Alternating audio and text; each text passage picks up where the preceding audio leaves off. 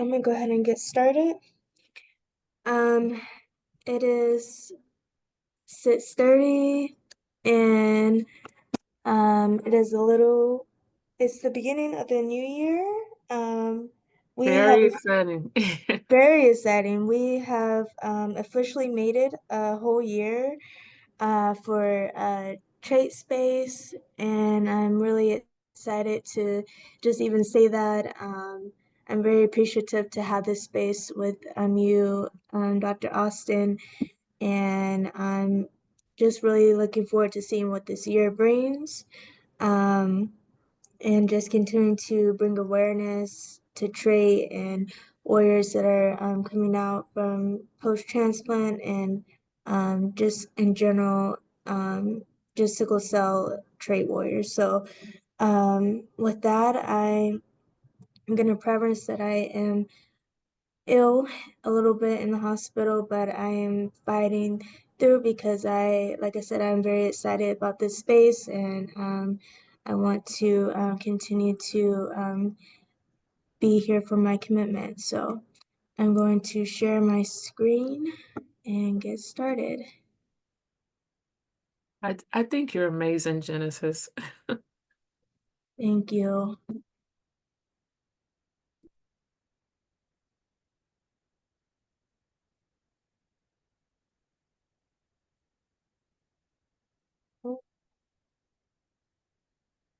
Okay.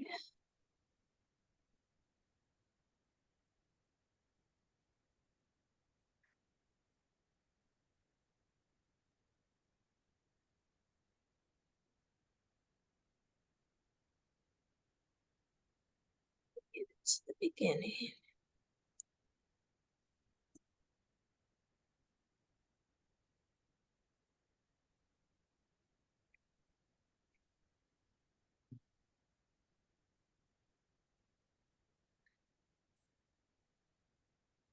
All right.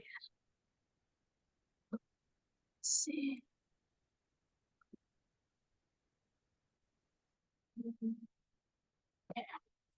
All right. So uh, this this month we were talking about sickle cell in the beginning, the middle, that's supposed to say the future, but we're talking about kind of the evolution of sickle cell, how where it started and how it's where it's gone and where we're hoping to lead.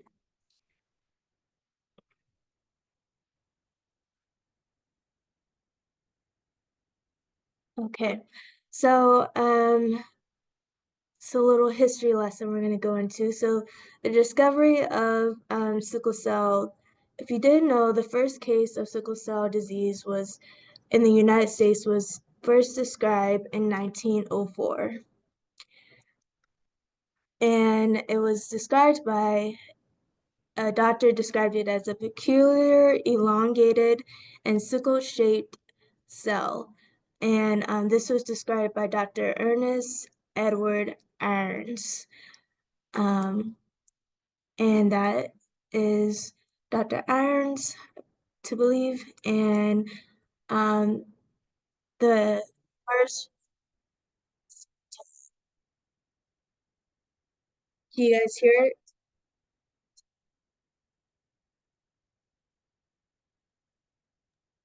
We don't hear the audio.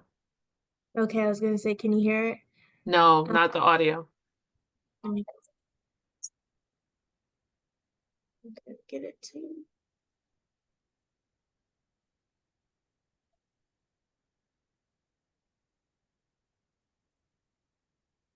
I remember this video. It was really good too.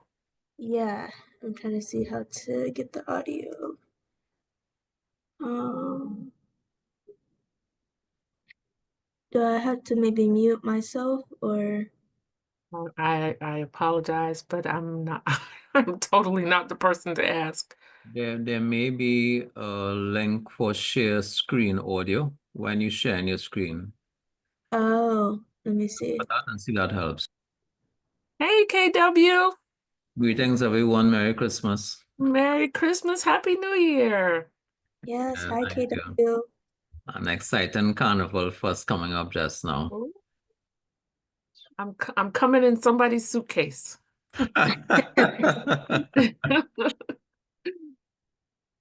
Some sauce or something. I'm gonna be good. That audio. It says extract audio. No. Let me Try see. stop sharing your screen, start the process over, and when you click share screen, look at the options. One may tell you to share audio. Okay. All right, see if that Oh works. yeah, it does. All right, so click that and see if it works. Okay. Thank you, KW. Welcome everybody in the meantime. Happy New Year. Yes.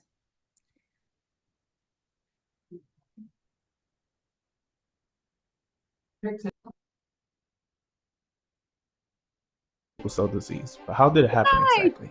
Well, legend has it, in December of 1904, a dental student by the name of Walter Clement Knowles was seeking medical attention after feeling unwell for several weeks. Now, keep in mind that Walter did not know what sickle cell was. This was 1904. He just knew that the pain he was experiencing was greater than an average person. Now, upon meeting Dr. Herrick, the doctor instructed his intern, Ernest Irons, to run a blood pap smear on Walter. Now, for those who don't know what a blood pap smear is, basically it's a little test where they take a little inch of your blood and place it on a piece of glass so it can be viewed under a microscope. Now, after placing Walter's sample under a microscope, this is what Dr. Herrick saw. It was nothing like he ever saw before, and decided to document his discovery in the year of 1910, which reads this historic one sentence in regards to sickle cell disease. The case is reported because of the unusual blood findings, no duplicate of which I ever seen described. Did you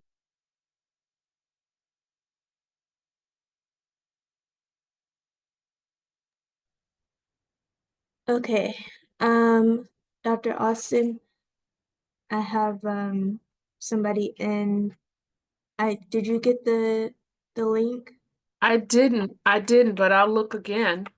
Okay, and then once I come back, I'll be able to come through. Okay. Oh, and I would be on a different computer today, so let me figure out how to find you guys. Go to my email.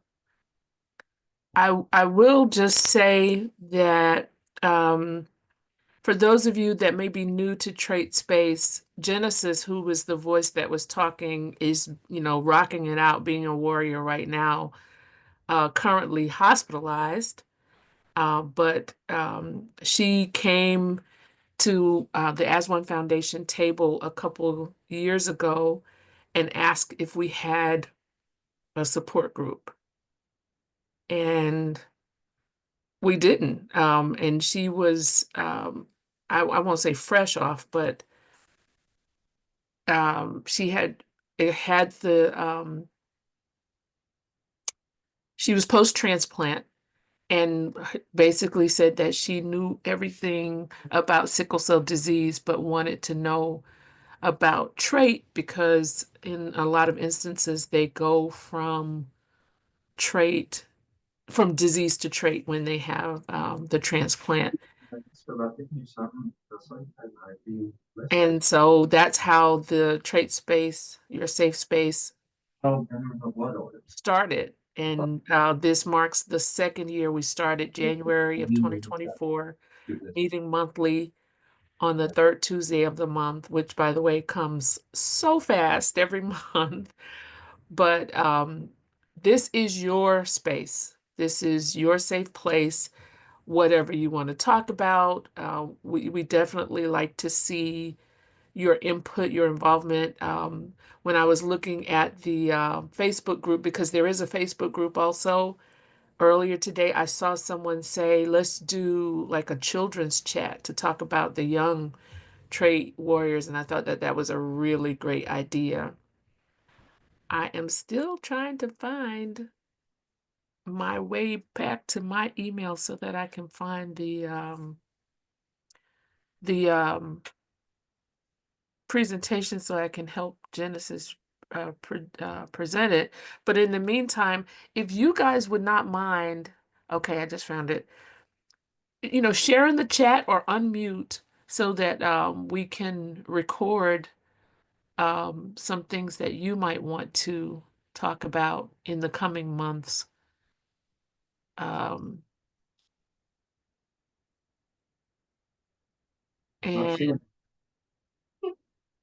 okay, is that Genesis coming back? No, not yet. Okay. So are you guys seeing my screen? No, we're seeing you, not the screen. Yeah. Oh, you're still seeing me. Okay. But I want to say something. Sure. Go ahead, KW. Yeah, persons who live with sickle cell trait and those who are caregivers. I'm part of the full-blown tribe, yeah? But those of you who live with sickle cell trait and caregivers are the most important topics in our journey towards prevalence reduction, optimal care, and well, those two main things. It's not necessary to depend on all the scientists and governments to reduce the prevalence of sickle cell trait. And I think everybody's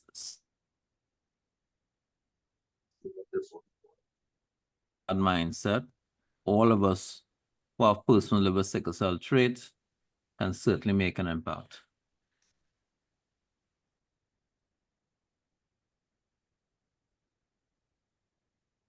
Okay, I'm taking KW's advice. I'm clicking share sound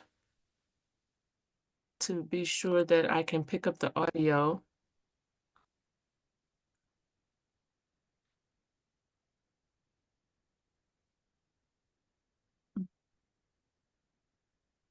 Now, I'm on the slide, but I don't see the play button, KW. You move your cursor to the top of the screen and see that if it shows up.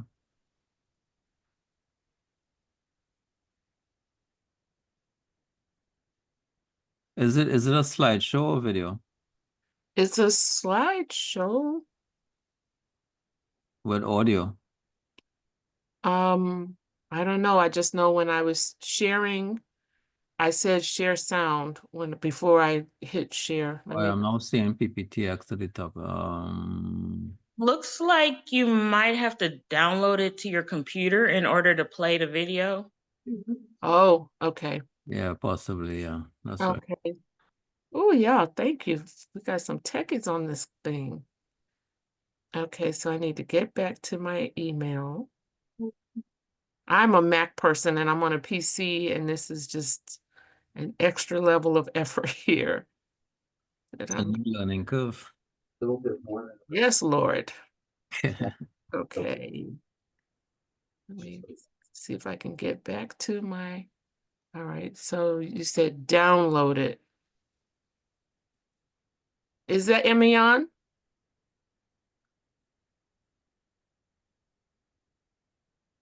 You're talking about me? Yeah, Who whose said voice it? is that? Oh, this is Claudette. Happy New Year. Hey, Happy New Year. This is Claudette. Welcome, welcome. Happy New Year. Okay. Thank you. So I just downloaded it. Okay, so now I got to come back to Zoom. Okay, and I hit share screen, share sound, click that. Okay. All right, now that's to make it bigger, right?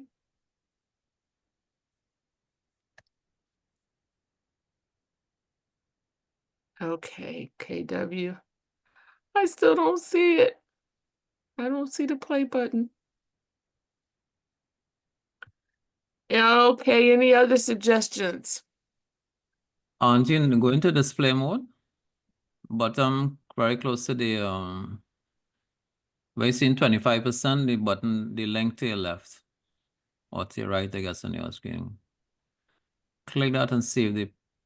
Where I see 25%. Yeah, go to your left, down at the bottom, and that should put you in display mode. Uh-huh.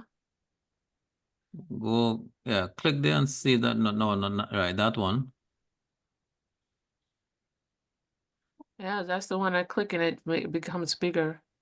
So are you seeing bigger on your side? Yeah, it's not big on you on your side? No, it's still in design mode. Unless of course if the audio track didn't come through. Oh, I Uh, thought yeah, on the first slide. Can you scroll up, please? The first slide. that's the first slide.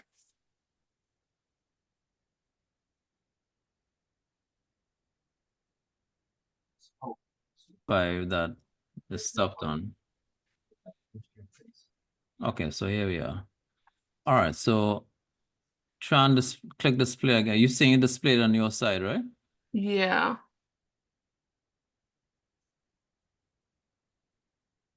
Anywhere on the bottom of the slide and see if the play button. It's big on my screen. Right. So there's okay. So just float the cursor at the bottom of the screen and see if any handles show up. Say it again. Oh, No, so you're not clicking the slide. Just move the cursor on the slide without clicking. oh, okay. Let me get up to it.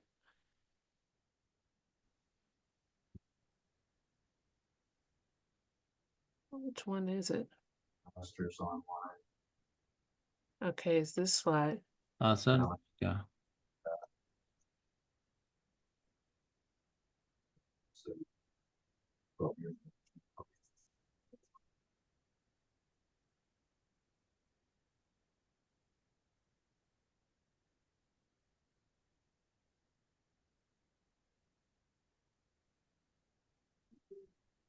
So you're playing a video in the slideshow. That's what you're doing, right? Yeah. All right. Well, Did I skip it? yeah, you did. It's number 6 or number 5. Right. Okay. There you go. All right. So it should show up. Nope, it's not showing up. Well, it probably means that the audio didn't transfer when it was sent. Okay, so I'm gonna try to make sure to because this is a really, really good video. This is a really good video. But when I click this, it doesn't get big for you. I'm not seeing it big. I don't know if anyone else has seen it large. I am not. Is it in display mode for anybody else right here? It's not for me. I wonder what. Well, I'm sorry for the distractions on the screen, but I'm gonna just keep going and hopefully you guys can get to watch that video, or maybe Genesis will be able to join us.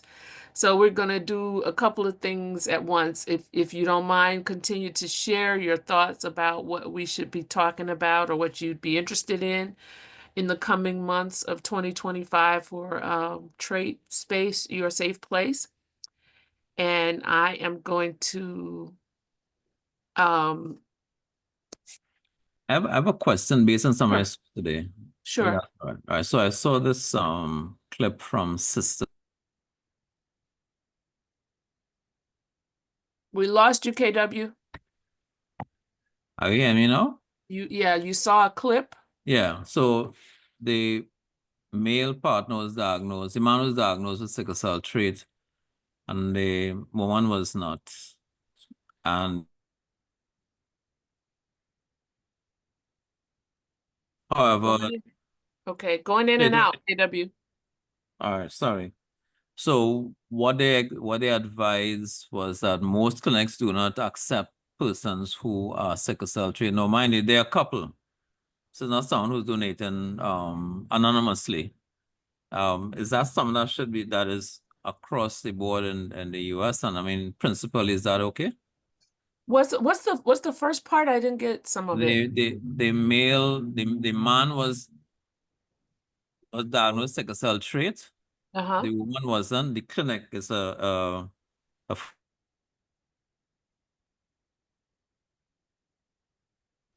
Yeah, I'm losing you, KW. You keep going in and out, so I'm not getting the whole question. let me take my video off. Okay. It's actually off. Yeah, your video is off. I'm gonna plug. Are you hearing better now? Yeah, but you Right. keep just So drop out. But okay, so the man has trait. yeah, he has straight, the woman doesn't. And the clinic denied accepting his sperm for Oh, IV. okay. Now,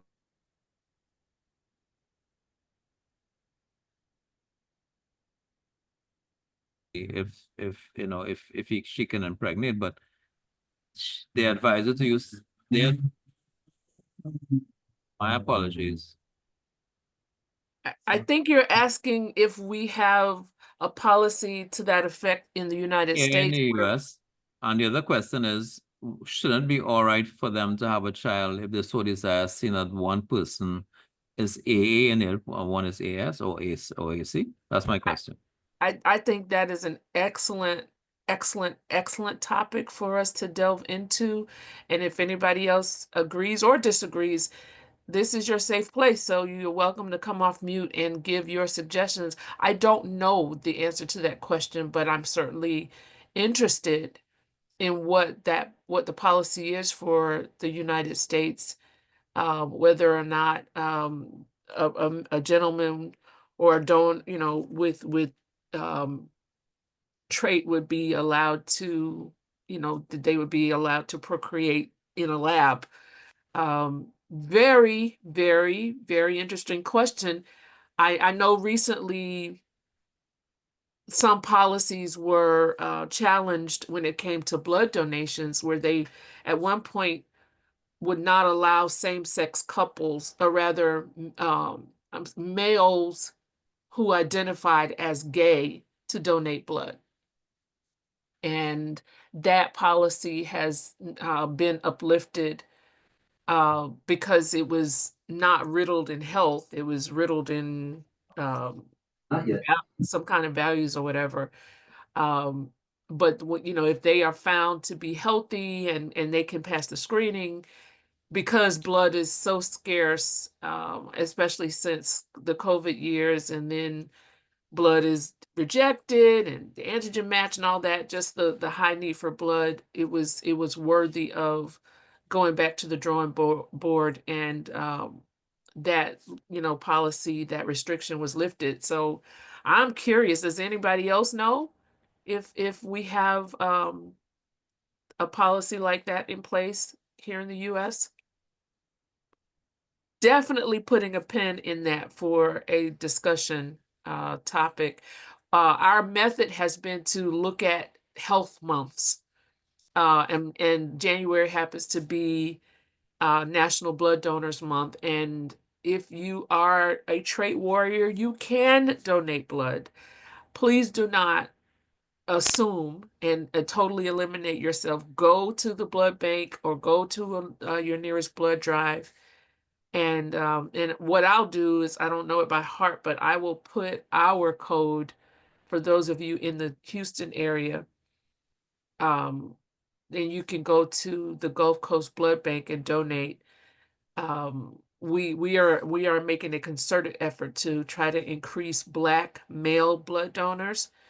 But when we basically try to pick our topics for Trait Space based on the health month, but or a topic that seems to, if there's, it may not necessarily be a health month topic, but maybe an awareness month topic, like medical records. I believe that's October. So we're looking to discuss something about medical records in October, but we can do whatever we want to do because this is your safe place, your safe space, your safe place, which is the trait space.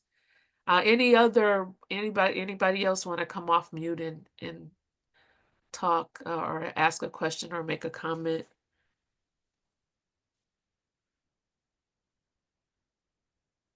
Good, but great question, KW. Then I'm gonna just go ahead and try to get through the remainder of Genesis's slides. Here we're discussing the birth of sickle cell research. Also an Are you, issue with the way the order is placed, so we're not able to see it. So. Genesis, are you coming back? Yes, I am. Oh, wonderful. All right, so I'm gonna stop sharing. Okay. And you go right ahead and take it away. Okay. Thank you guys for your patience. Thank you for pulling double duty as an inpatient worker Yes. trying to get better. Sometimes, it's what you gotta do. Okay. Can you guys see? It's coming. Oh shoot, I don't think I did the audio part.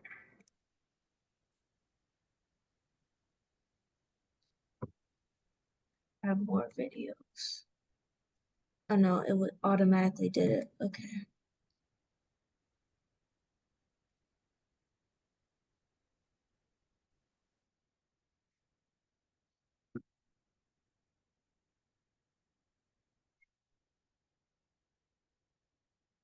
So I'm gonna go and play the video for those that have not seen it.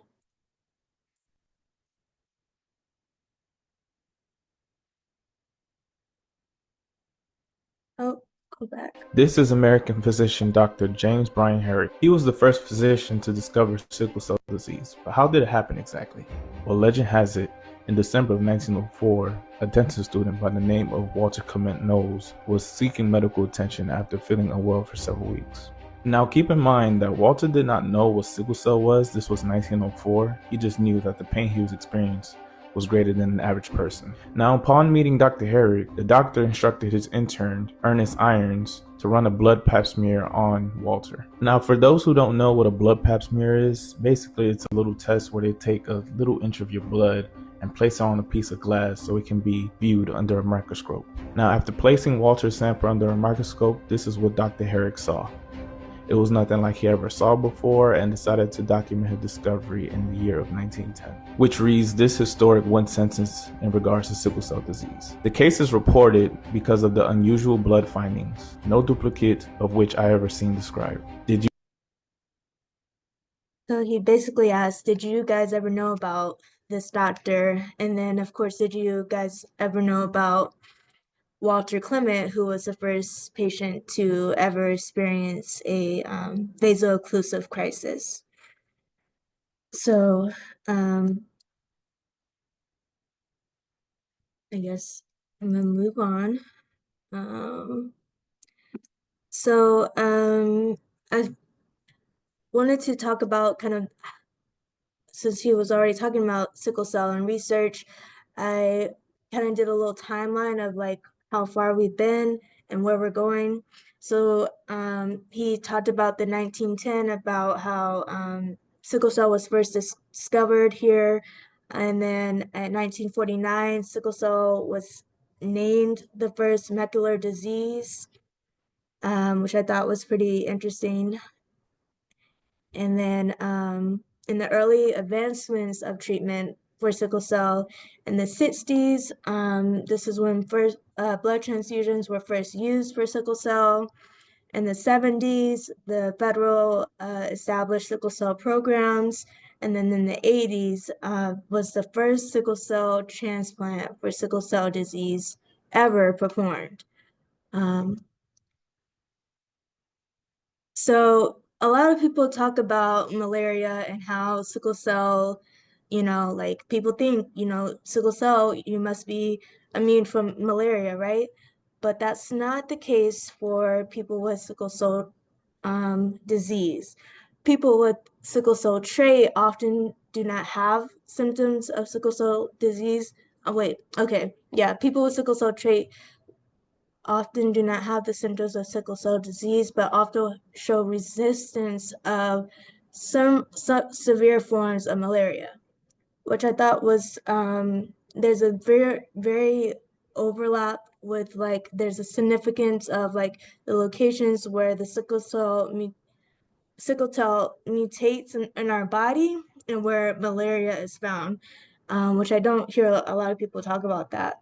So I felt like it was very keen to know that, of course, malaria is or can be viewed as a superpower for people with sickle cell, and is something that can be very combative for people that have sickle cell, especially in third world countries like Africa and India. So this is a video about malaria that I did not know a lot about. Hey, Abby here, and I'm here to talk to you about malaria's relationship with sickle cell. You might have heard that sickle cell provides protection against malaria, but is this solely for people with sickle cell trait like myself, or are people Oh no. who have sickle cell disease protected as well? Malaria is one of the leading causes of death in tropical regions like sub-Saharan Africa. Oh. The good news, though, is for those who have sickle cell trait or only one sickle gene, we have a higher resistance against the life-threatening type of malaria. Sickle cell interrupts the malaria parasite from spreading throughout the blood. So a common misconception is that people with sickle cell disease cannot get malaria. People with sickle cell disease can get malaria and get really sick. Unfortunately, having sickle cell disease does not protect you the same way it does for people who have sickle cell trait. It's important to remember also, high resistance against malaria does not mean you cannot get malaria. But like a vaccine, sickle cell trait protects against malaria becoming life-threatening. So I thought that was very educational and very interesting. I mean that I don't know a lot about malaria, and it's always kind of correlated with sickle cell. So this is kind of shown, like, of course, we know there's a lot of people worldwide with sickle cell disease, and of course, sickle cell trait that worldwide is twice is not supposed to be there. But what will sickle cell be like in the future, and what can we expect, or what can we want to inspire to expect for sickle cell disease in the future and trait? So the first thing I thought of was education. You know, the medical community needs to be more informed, both about trait and those who are post-transplant who are now living with sickle cell trait, because I feel like we kind of have similar communalities. So not a lot of education, as well as there's not a lot of resources for sickle cell trait, and a lot of people that have post-transplant that have no longer the disease.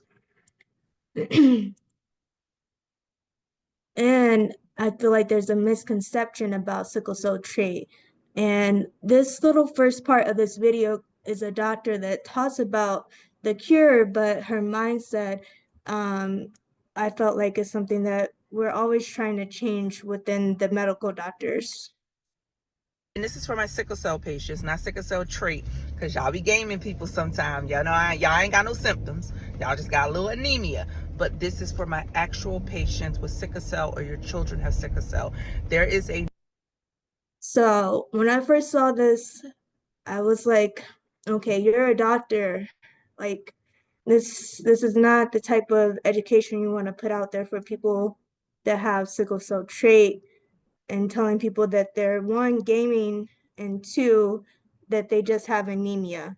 So we can talk more about this when there's we have time for questions at the end, but I just wanted to bring that to attention because I feel like this is always something that people are saying, oh, people with trait don't have any other symptoms, or they are just like, they don't really have anything to show for. And I think that's a very false pretense.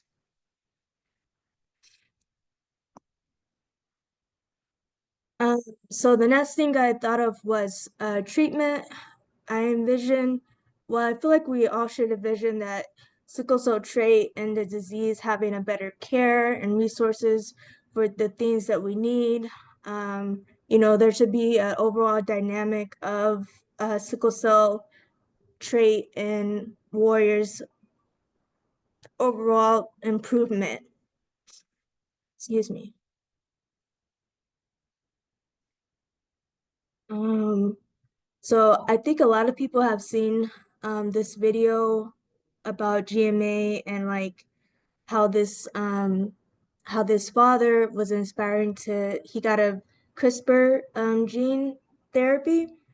I wanted to show this because I feel like being that I am post-transplant, this is what I inspire for a lot of people to be able to accomplish one day, is to one, not have a lot of pain, and one, be able to have a curative therapy or process, if that so may they be, because I feel like that's the goal, is to not have any more pain being a sickle cell warrior or a trait warrior, because I feel like trait warriors also experience pain too. Important news for Black History Month. Sickle cell disease is a rare condition that impacts about 100,000 Americans, with African Americans the most affected.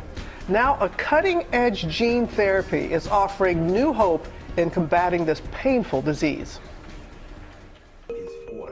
This father of three, Jimmy Olahair, who suffered debilitating pain from sickle cell disease his entire life, now lives pain-free.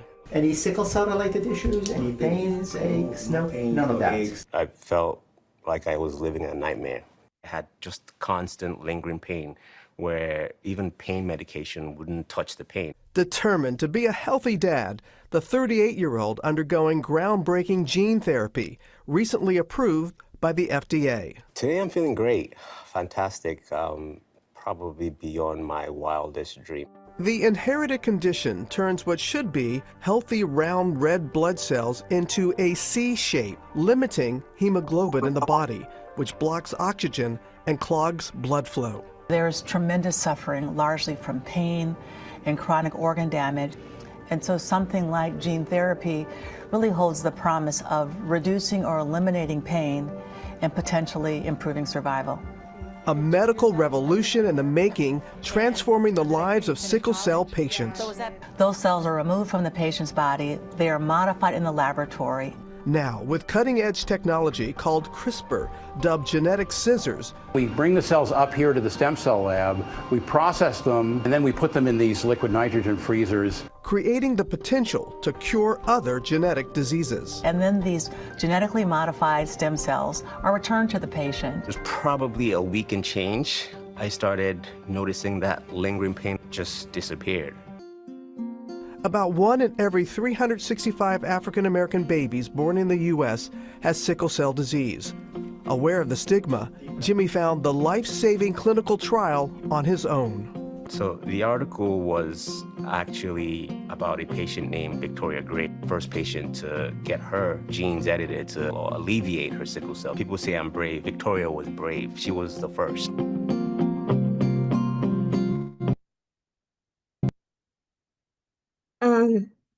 So they reunite, and I think that was very nice.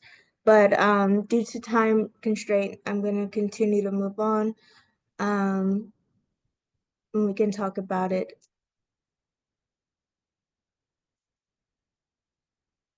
And then the last one being access.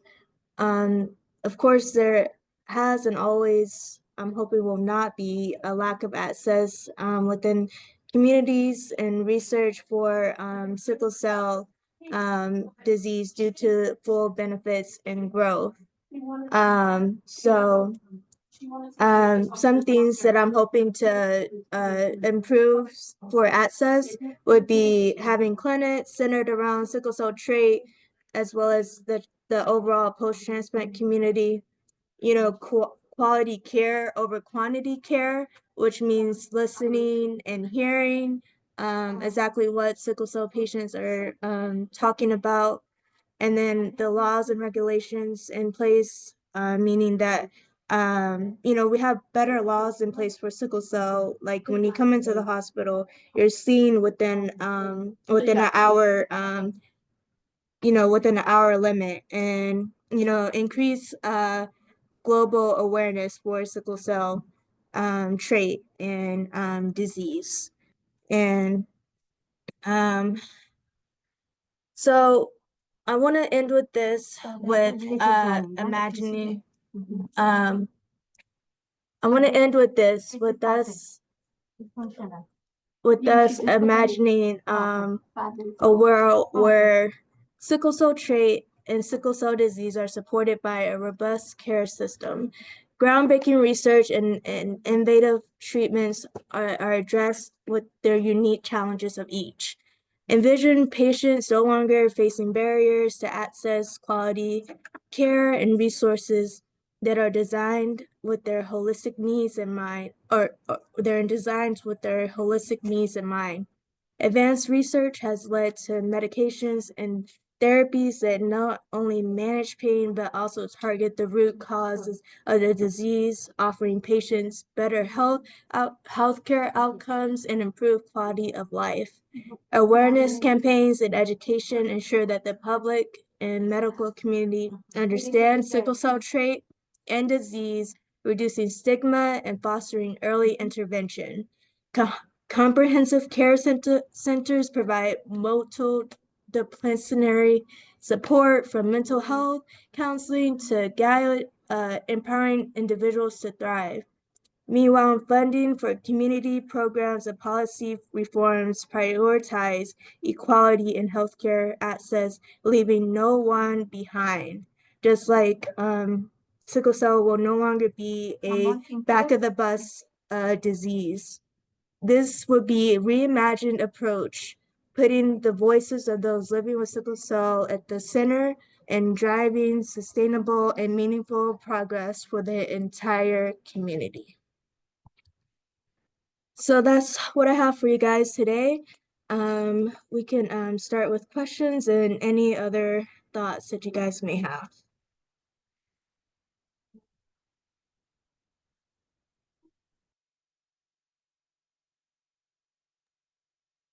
I just want to say that was an amazing presentation, Genesis, and I wish you a speedy recovery. And I just love your reimagined future of the trait and the disease. Just love it.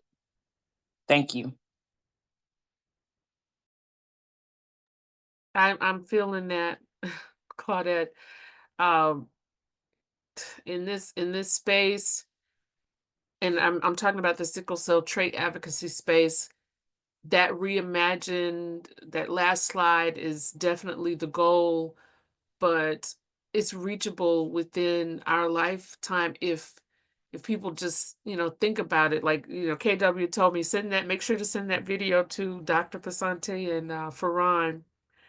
Yeah, so we can have just some more, motivation to, like, no, trait warriors are not just gaming people. But I find that when I use the terminology symptomatic sickle cell trait, um, I mean, maybe people should know what I mean when we talking about trait. We're not saying that everybody with trait needs to be treated like people with disease, but what we're meaning is people that are symptomatic. And yeah, I have found that in conversation that sort of causes people to lean in as opposed to, want to turn their ears off so readily. Claudette, I see your hand raised and you're shaking your head. Yeah, I didn't know if we were gonna touch on that because after I had my pulmonary embolism in 2018, like I called up the Atlanta Sickle Cell, which is an amazing, massive organization, and they're like, yeah, we don't treat anyone with the trait. And, I was just looking for answers at that time. I had a lot of questions and nobody had any answers. I did find a blood disorder clinic in Augusta, thanks to, doing research through this group and stuff like that. And, they were welcoming. They were pretty welcoming. But, whether you're symptomatic or asymptomatic, trait or trait warrior, like we're all part of the same ecosystem. And whether we're caregivers or needing the care, it's all connected. We're all connected and we're part of the whole ecosystem. And it should be more of a holistic look at the disease.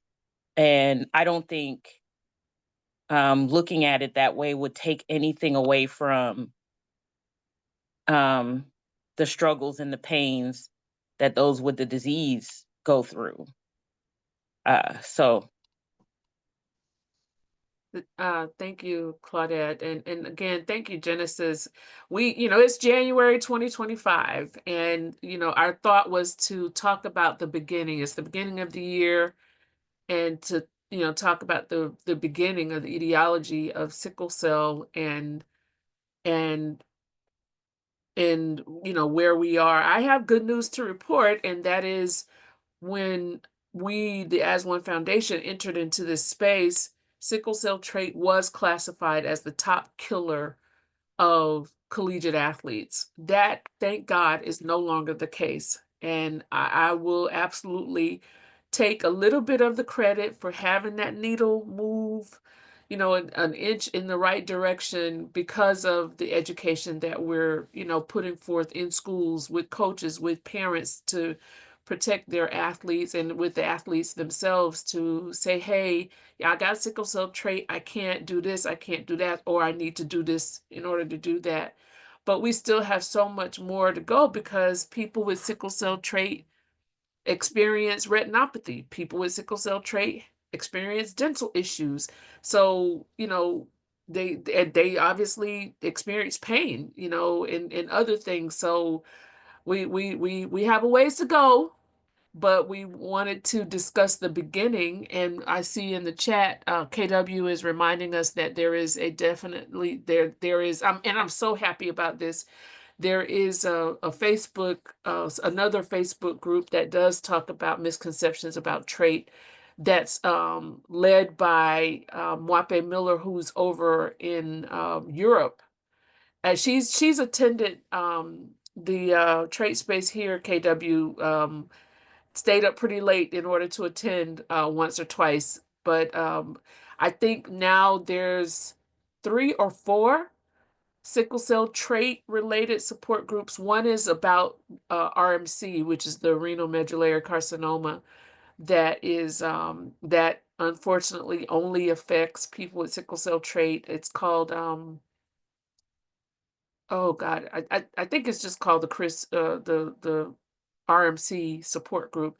And then there is the Trait Tribe, which is manned by Farhan and Dr. Pasante. And then there's Trait Space. So this is all important too, because the education is important, and the education is making a difference. And I would love for you to be able to go somewhere similar to what our disease warriors have with these specialized clinics. And, their testimonies are that, this is the one place where I don't have to explain or whatever. I would love to see that available for our trait warriors as well. There's about 100,000. That was another question in the chat. There's about 100,000 people living with disease in the United States, but there's close to 4 million with trait. And I'm not saying all 4 million need to be, treated or, engulfed into the medical system, but those that are symptomatic. And we don't know what those numbers are. And, that would also be a start. But I'm going to close my mouth as we have 10 minutes left. And please come off mute. You don't have to raise your hand. You can just start talking, ask your questions, put them in the chat. This is your safe space. Hey, Tamia, may I? Yes, Tony? please. Well, one of the things that I can truthfully say with what we're doing with the Potter Smile is with a lot of the patients that we're treating, a lot of them don't even know their sickle cell status. And we're able to look at the trabecular pattern and other things and determine that a lot of the patients that I have actually had them to go be tested, and they did have the sickle cell trait or the sickle cell disease. So I think that the trait is also underserved because We've had patients that have had to have hip replacement that were not tested and did not know their sickle cell status, only to find out that they did have the sickle cell trait. I have a niece that has, I like to call it a dominant sickle cell trait because she has sickle cell fatigue. She's had the blood clots of the lungs, and she's had all the symptoms of somebody with actual sickle cell disease, but they're still insisting that she has the trait. Now, she was born before 1974, so I want her to go back and be genetically tested because I believe that she literally has the disease. In fact, Dr. Morency seems to think that I have sickle cell disease just by some of the things that I manifest, and all I'm supposed to have is the trait. And of course, as they were showing in the film, back during the time we were tested back in the 50s, they only did the blood smear. And with the blood smear, if they did not see any sickle cells, you were said to be normal, only to find out when my 56-year-old son had his son that, you know, he was tested the same way and he has the trait because his son has the trait. So it is my belief, and I intend to do some research and write a book on it, that the trait is the cure. Because if we know more about the trait, I think that we can prevent, not the cure, but to prevent the sickle cell disease. So that's, I believe in the trait, and I believe that people are having problems with that trait. So we do have a long way to go, and we do have a lot of people out there that seems to think that people with the trait have they're asymptomatic, but we're not asymptomatic because I have the trait and I have a lot of pain in different areas, and I have enough sense to go take something to cause vasodilation to take away the pain. But I can't understand how we have the misconception that they can be asymptomatic, because if you have the sickle cell trait, that means that you have a few sickle cells floating around in your bloodstream that can cause you some problems. So I think we have a long way to go, just like we do with the disease. So I'm glad you guys are doing this so that people can talk about it. And the more we talk about it, maybe we can get a little bit more research done, even on the trait side of it. Before you go back on mute, can you tell everyone what you do, Miss Linda? What is the Potter Smile? The Potter Smile, we are the only 501c3 in the United States of America which addresses the dental issues with sickle cell disease. We have a dedicated dental office in Houston, Texas. And one of the things that Dr. Morency and I do is we go and we talk to the different dental associations about the clinical manifestations of sickle cell disease and the dental patient. And the reason why the Potter Smile came into being was because sickle cell being a passion of mine for over 50 years, my son is 56. So that's when I really first found out about sickle cell disease, because we were in his pediatrician's office and my neighbor's child died in her arms in that pediatrician's office with sickle cell disease. And I didn't know anything about it. So I wanted to learn more about it. And fortunately, Dr. Higgins was one of the leading hematologists here in Houston, and he taught me everything about it.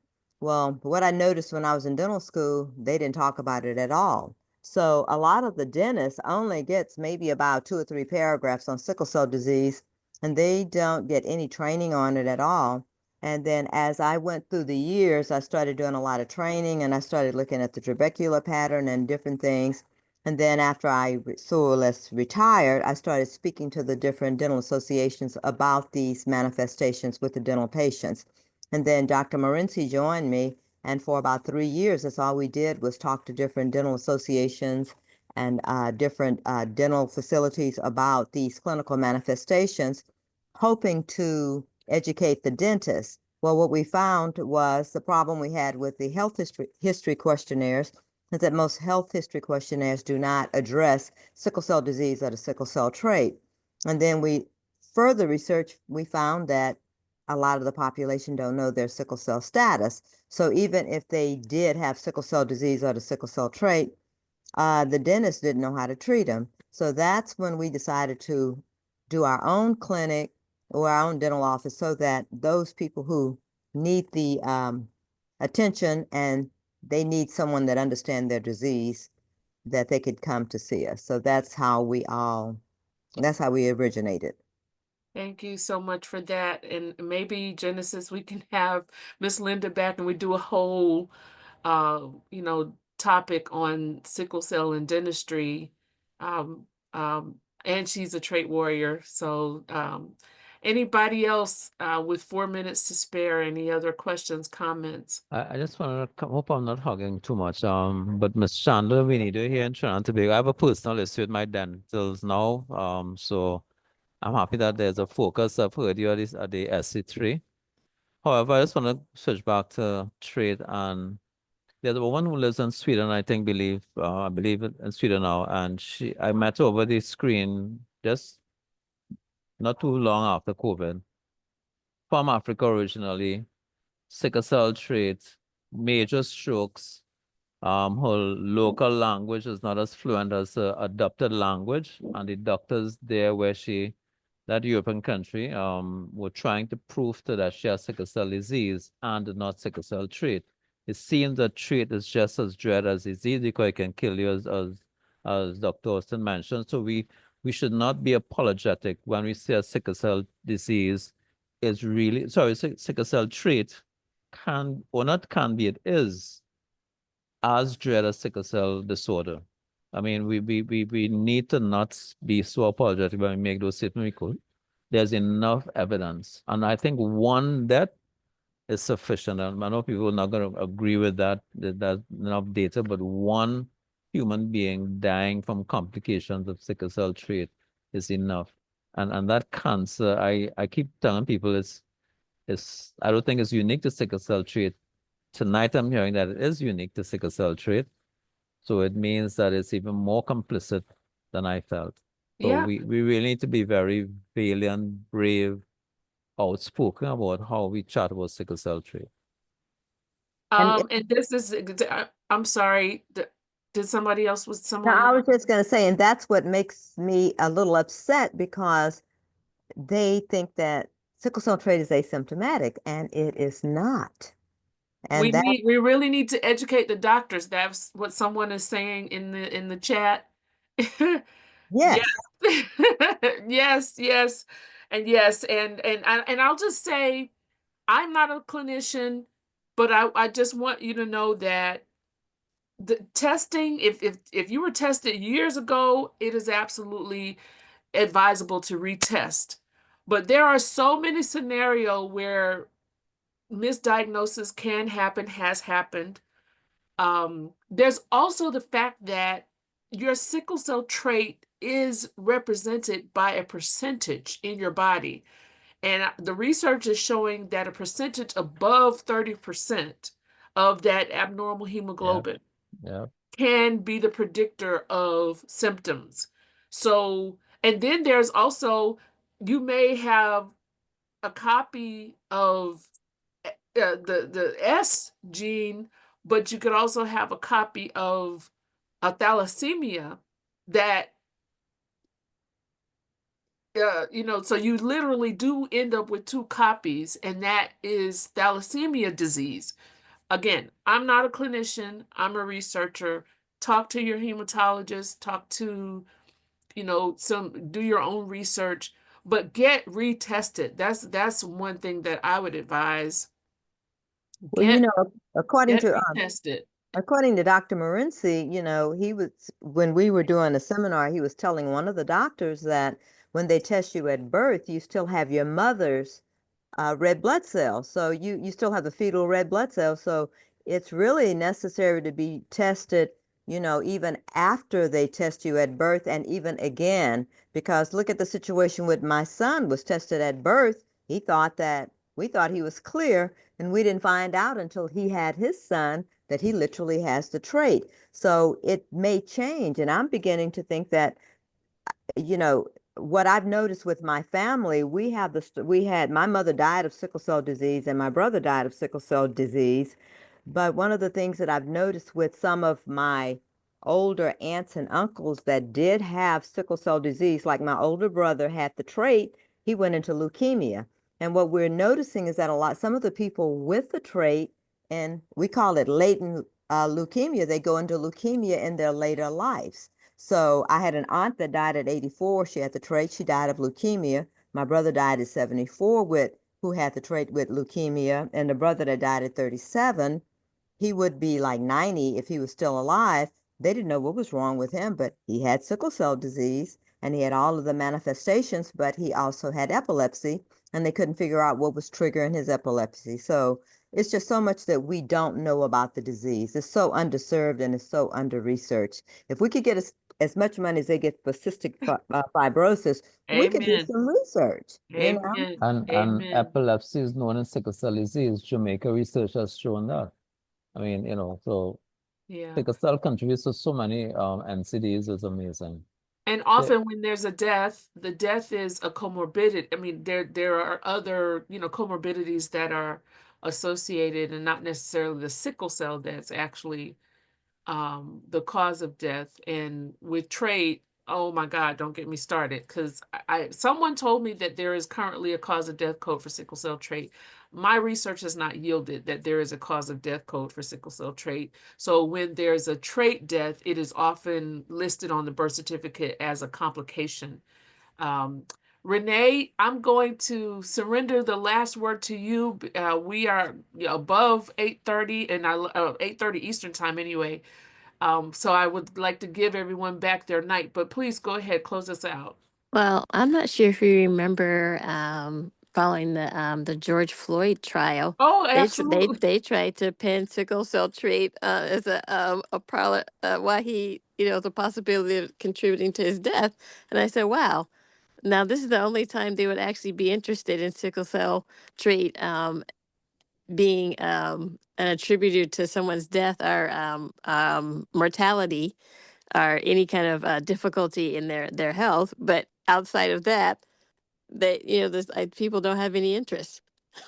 Yes, and I lied. I just would like to add if you're aware of the young man that died on the New York subway by the chokehold.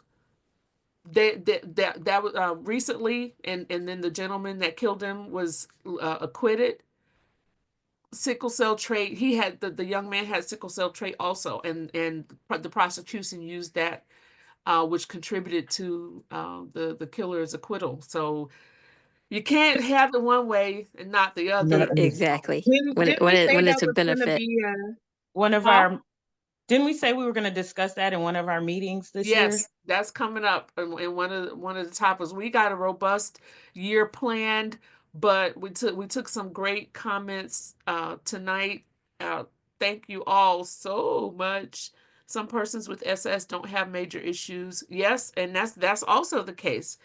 So we got a lot to talk about. Please meet us back here. We can keep talking in the Facebook group chat as well. We're here every third Tuesday of the month.